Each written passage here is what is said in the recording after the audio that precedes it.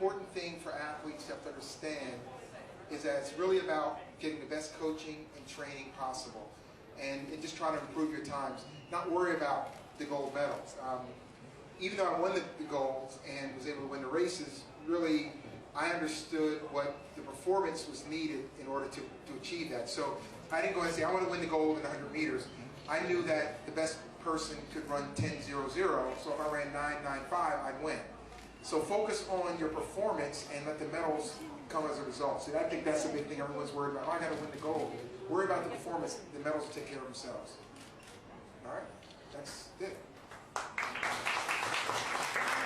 And God, you can see here, you know, we're looking at your stats and we're like, whoa, you know, 9.86 seconds in 100 meter, you know, and that's like, if you hold your breath, you can do that, right? But how do you put that, you know, how do you put that in perspective? So what we have done is that, you know, we looked at the other one, which is the 8.87, right? And you start over there. That's where you ran, and that's where you took off. Yeah. So all the way here, and then you took off in 1991, and you landed way over there. Yeah. Turn that way. So we were wondering, you know, that's an awful long way, you know, and that you had wings or did you fly, you know, but you know, could you just share with the crowd, right? You know, how did you feel? What went through that? Just I believed I could fly.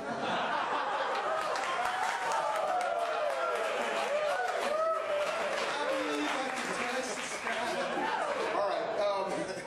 No, what's really wild about it is when you're doing it, it's only like 1.3 seconds. So a lot happens. And so as people that saw me jump, I would leave the board and do all these motions. And so it's really funny. You don't feel the sensation of flying because you're doing so much while you're doing it. But when the difference I think that I had than others, and the reason I had success, because my coach, the way he trained us, was we really worked on my approach. You know, the thing about the long jump, everyone says, oh, you can jump high, you can do this. And the long jump is really a technical event in the sense that it doesn't really matter if you have a high vertical leap. Like if you can't touch the ceiling, it doesn't mean you can't jump far. So we focused on making sure that I never fouled.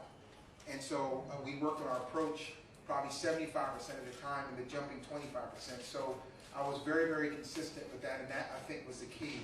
So all of you jumpers, learn the jumping all the time, and you'll work on that. But the reality, most of your effort should be when you started your approach all the way up to the board, and that's what we really worked on. And I think that was the difference because everyone else jumped so much.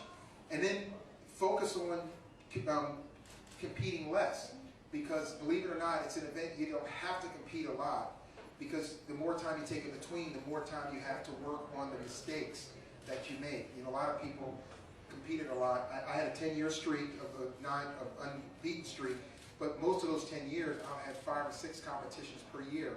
Most of my competitors had 20 to 30, so I would have one, and then I'd be off for a month.